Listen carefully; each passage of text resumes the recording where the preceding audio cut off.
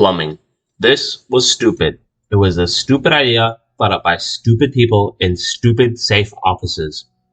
Agent 2 looked around slowly, letting his flashlight play over the walls, one of the only items the agents were allowed to carry inside SCP-015. Agents 6 and Lon were standing just behind him, doing the same. The idle chatter and joking had died off about 30 seconds ago, each agent slowly realizing that this was no simple milk run.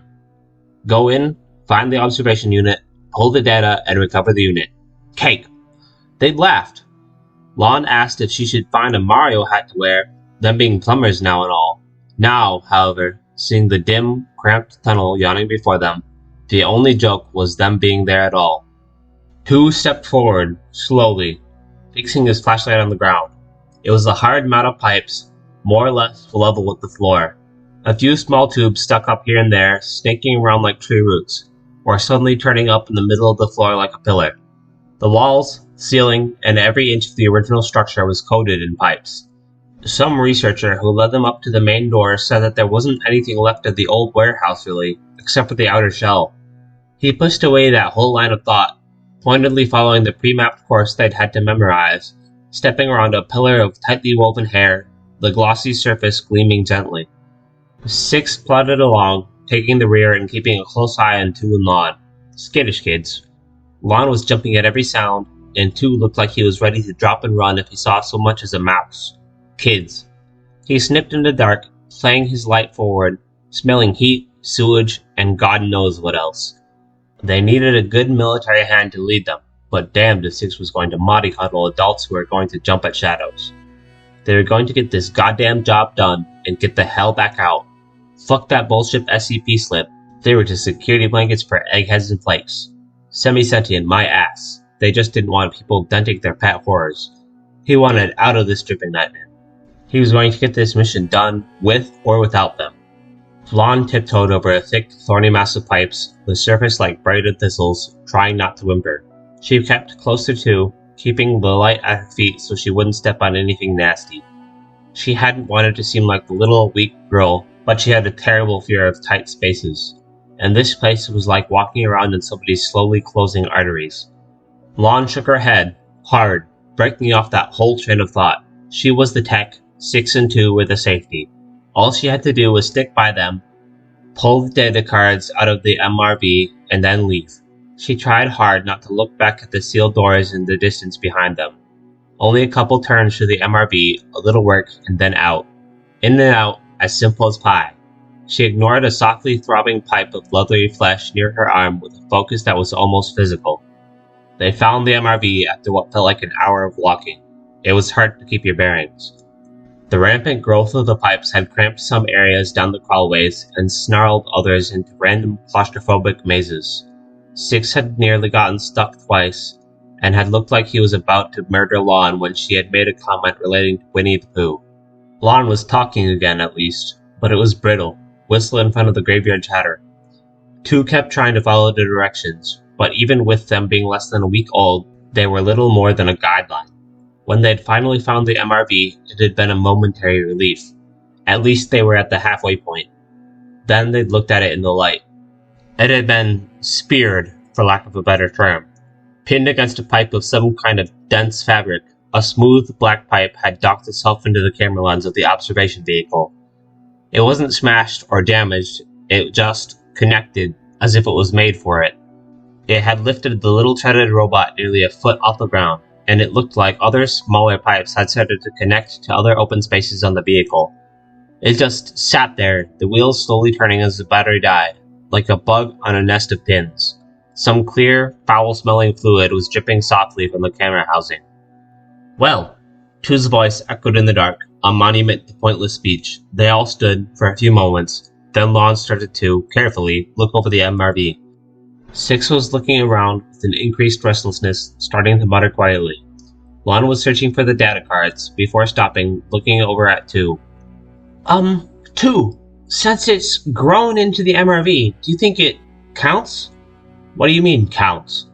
2 kept the light on her and the machine, a hiss of steam behind him making him flinch. I mean, as damaging 015. If I take out the data cards, do you think it will react? Two looked around slowly, shining his light along the floor, a pipe as wide as a car, seemingly made of compact lint. This suddenly seems like a bad... Oh, shut the fuck up. Both agents turned to stare at Six. He'd stepped up to the MRV, flexing his hands and reaching into his coat with one hand. The other pushed Lon away, none too softly. Move it. Reaction, for fuck's sake. They just say that shit to fuck with people and keep their toys safe. It's a bunch of weird pipes. Beginning and end, there. Maybe it grows or whatever, but the damn thing sure as shit is going to take offense to people. I'm grabbing this goddamn thing and we're getting out of here. As he spoke, he stepped forward, flipping open the data port cover. More of the clear, scummy liquid had pooled inside. The two other agents froze, staring in shock a moment. And the building seemed to do so as well. The whispered sounds of venting steam, sliding materials, and soft pinging had all stopped. The heartbeat in Lon's ears sounded like gunshots. Two started forward, reaching for Six. Jesus, Six, what the fuck are... Six ignored him, slipping out the thin data cards. It felt like old, nasty water over them. Bad, but they were built resistant. He slipped them out, then put the bundle in his pocket. He prodded around the edge of the camera lens, shifting the MRV a bit, trying to see if it would work free as Two and Lon backed away, slowly. The silence around them seemed to crush inwards. Six gave up, turning away from the helplessly trapped MRV and shining his light on the two other white-faced agents. Fucking kids. I don't know how you guys survived. The pipe under him opened with the soft sound of tearing felt. Two and Lon didn't even have time to react before he slid into the widening gap up to his armpits and started screaming horribly. Six's flashlight went tumbling away as the two agents, galvanized by the big man's wretched screaming, ran to help him. A blast of heat and light was pouring up from under the man as the two agents grabbed his arms and looked down. He was submerged in a mass of thickly flowing molten glass. His clothes had already started to smolder and burn, the stench of seared flesh almost more overpowering than the reverberating screams. They pulled and dragged up half of a man with a ruined, seared mass of flesh and cloth where his lower body should have been. They panted, trying to drag him, Lon starting to scream along with Six, Two's eyes wide and fixed on some point far away from there. There was a horrible swell of sound rising all around them, pinging, hissing, clicking, cracking. A pipe to their side bulging alarmingly and causing them to nearly fall. They regained their footing just as the wooden pipe above them burst open in a spray of splinters and clear, stinging dust. Two and Lon spun away, gagging and choking. Two spitting out a sudden mass of blood. Glass. It was powdered glass. It poured over Six, muffling his screams, shifting as he struggled a few moments, then stopped. The glass quickly covering the body and spreading. Lon blinked, eyes red and puffy, looking over at Two. He nodded, and they bolted down the hall, trying to ignore the rising cacophony of sound, sounding like an approaching subway train. A mass of oily, reeking chemicals boiled up behind them, a jetting surge of rose thorns nearly cutting off their forward progress, forcing them to crawl along a bone pipe that was shuddering like an old man in the cold. They ran, keeping just ahead of whatever it was, hearing splintering explosions and shivering cracks all around them. They finally came to a snarled crawlway, barely a few feet wide, that was the only way forward. Two dived in, doing a low crawl, trying to will himself forward like a snake, knowing that the passage was only about 15 feet long, easy, and wouldn't take any time. Lon hesitated, that tiny black gap looking like a mouth, before a sudden burst of steam behind her sent her shrieking forward, sobbing as she started to crawl, calling after Two. Two ignored the growing vibrations all around him, the creaking ping near his head, and slid free of the opening. He turned and saw nothing. No Lon, no sudden bursting, just the empty hole. He looked around, hands twitching, thinking, then slid back inside, trying to find Lon and physically drag her out. He could hear her, muffled, probably behind the next turn, and his flashlight revealed a solid wall of 3 thick, flaking white pipes. This was it. He was sure of it. The tunnel was right here. And then he heard the pitiful scream behind them. Lon begging, pleading, screaming for him. Two stared, eyes wide, then slammed his flashlight against the pipe. It burst, sending a reeking, corrosive slime over his hand, making him reel back down the crawlway, screaming as it ate into his flesh. He stood outside the opening, holding his steaming hand away from him, trying not to look at the exposed bone. Oh, Jesus, Lon, I'm sorry, I'll get help. I'll get someone. Just sit tight, I swear. He bolted down the hall, his flashing seeming to dim in time to the rising sound. Lon panted, screaming for two, hearing the hard bang on the other side of the pipe and his sudden, shrieking retreat. She sobbed, her whole body shaking, and slowly started to work her way backwards, crawling on her belly, crying as she muttered some half-remembered prayer. When her feet pushed against the solid wall of pipe, she couldn't even muster a fresh scream. She was trapped, the space not much bigger than a coffin, helpless. She sobbed, faced on the ground of warm, fuzzy pipes, and noticed the silence. Aside from her cries, there was nothing. No pinging, no cracks or explosions, nothing. She raised her head in the barely illuminated dark, looking around. She was alive. It was calming down. They'd come for her. Two would get help. She was getting out of here. She fought back her own claustrophobia, looking along the walls. She noticed a small gap at the ceiling, and started shifting to get a better look, twisting back, and finding only the open end of a pipe. Lon sagged back, closing her eyes, tears streaking down her face. The first sticky drips she assumed were the same tears. Then one fell onto her mouth, and it was sweet. She opened her eyes and saw a thick, quivering mass of amber goo splattered from the mouth of the pipe, coating her and the floor as it surged out. She coughed, shifting back. It was honey, or something like it. At least it wasn't molten lead or acid. Then she saw the level rising. It wasn't draining. The pipes were packed too close. She looked around her tiny chamber with horror rising much faster than the honey oozing up her sides.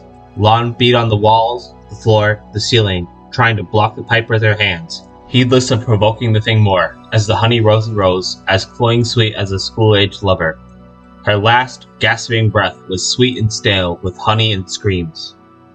Two ran, totally lost now, his flashlight dimming by the moment, the sound of cracking and bursting pipes starting to trail off. Maybe it was done, finally. 015 was protective, but it didn't seem vengeful. People had gotten hurt before and gotten out fine. It happened. They'd find a way to get Lon out too. She might even be out already, just found another way to get around the blockage. That was probably it. She was out of this stupid place. 6 was a shame, but why had that lunatic opened the case? What the hell had possessed him? He was still musing on this when he tripped over an unseen pipe in the dark around his feet. He pitched forward, yelping a half-surprised, half-terrified bark as he went sprawling. Or he should have went sprawling. Instead, he fell past the floor into a yawning, open pit of a pipe, the slick, oozing sides plunging down at a sharp angle. He screamed, trying to grab something to stop or slow himself, but the walls were oozing and thick, his downward slide gaining speed. He slid and slid, a scum of stinking, smooth ooze sticking to his clothes and skin.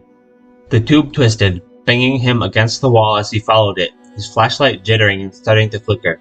Panic slammed down like a fist, Two grabbing the light and trying to keep it still, pleading with it, staring at the lamp bulb as it dimmed more and more. It surged a moment, then flickered out, the darkness pressing to his eyes like a cloth, the agent slipping down faster and faster, screaming until he was hoarse, screaming until his throat bled, screaming even as he passed, well beyond the physical boundaries of that tangled web of pipes. Days later, when his skin started to shred off, it was almost welcome. SCP-015 Recovery Report. Agent 2, MIA. Agent 6, MIA. Agent Lon, MIA. MRV 889236 status, unrecovered. Data deemed non-vital in light of lost staff. SCP-015 classification level review suggested. End file.